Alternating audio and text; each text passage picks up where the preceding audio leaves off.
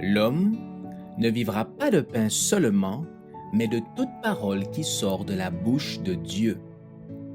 Voici votre moment de méditation quotidienne.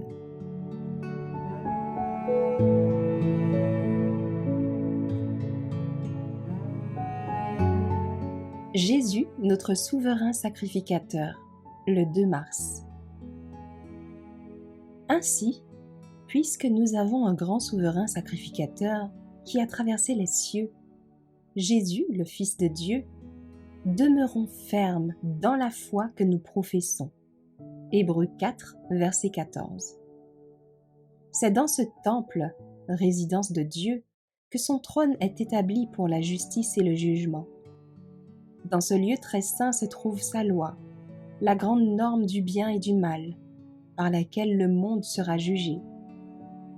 Et c'est devant l'arche, où elle est renfermée, recouverte du propitiatoire, que Jésus plaide les mérites de son sang en faveur du pécheur.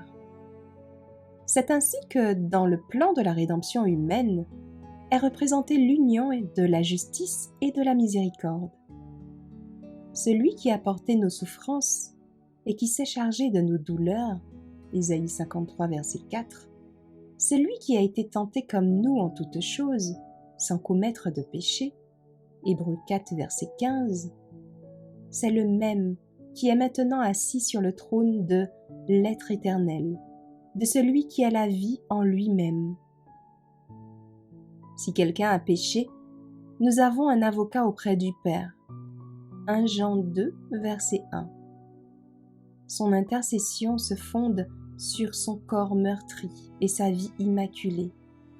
Ses mains et ses pieds blessés, son côté percé, plaident en faveur de l'homme déchu, dont la rédemption fut acquise à ce prix infini. L'intercession du Sauveur en faveur de l'homme dans le sanctuaire céleste est tout aussi importante dans le plan du salut que sa mort sur la croix. Satan cherche constamment à dominer sur nous par nos défauts, sachant bien que si nous les caressons, il finira par réussir. Pour cela, il nous trompe par ce fatal sophisme. Il ne t'est pas possible de vaincre ce penchant.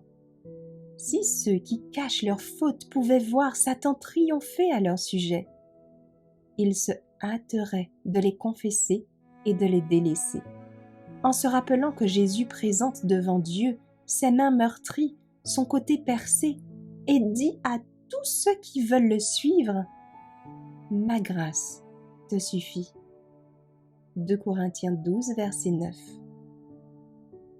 Que nul donc ne considère ses défauts comme incurables.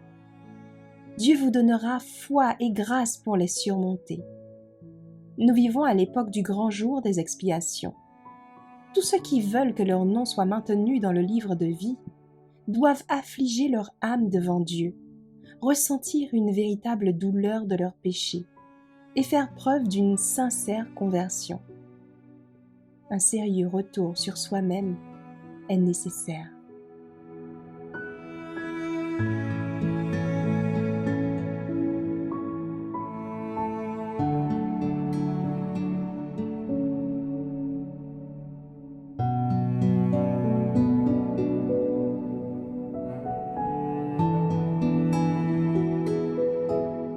Merci d'avoir écouté cette présentation.